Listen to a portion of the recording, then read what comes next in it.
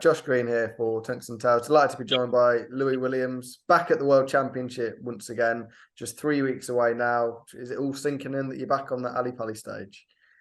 Don't think so. Not yet. I think it'll sink in when I get to the venue like it did last year. I don't think it really sinks in until you get the atmosphere going there.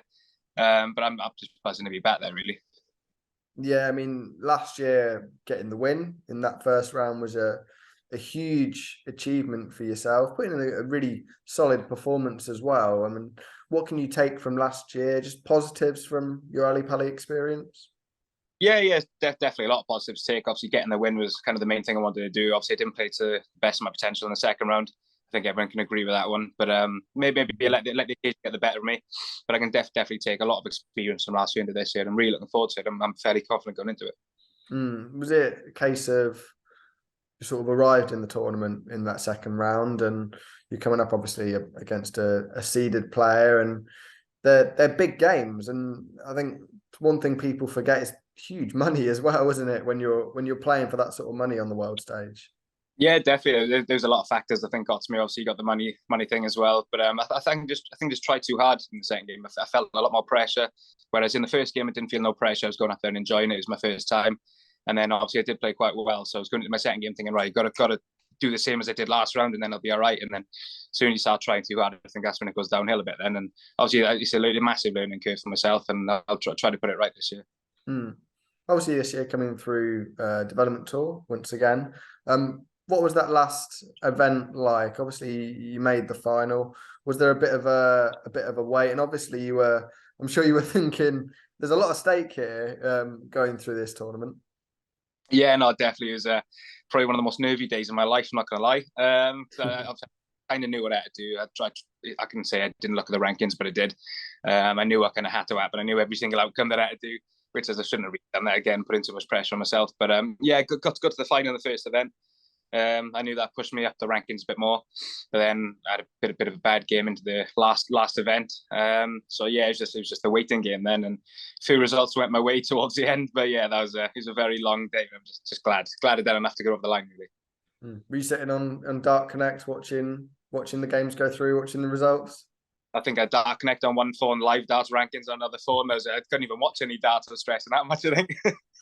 It's not a nice experience. I've spoke to a few players who've been through similar on the Challenge Tour, Development Tour, and when it's not in your hands, it's just so much worse, isn't it? Oh, literally 100%. I'd much rather be playing rather than sitting hoping results go the way, because obviously I like to get the job done myself, but obviously I didn't. So I still got over, thankfully, so I can't complain. How's it been on the Dev Tour this year? Obviously, you've got plenty of tour card holders and top players on there, players like Nathan Rafferty. We saw at the Grand Slam, Keen Barry's obviously been up there.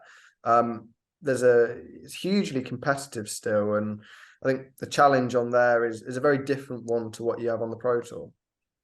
Yeah, definitely.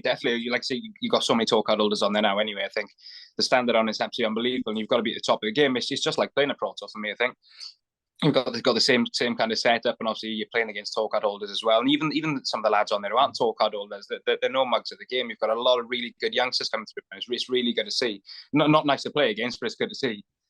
Is the difference maybe expectation from people sort of looking on, and I guess yourself as well? When you're in a Dev Tour, you're very much expecting to make semi-finals, final, and win events, whereas on the Pro Tour, a couple of wins and obviously the money's good, but you're sort of content, I guess. But on the Dev Tour, it's about winning.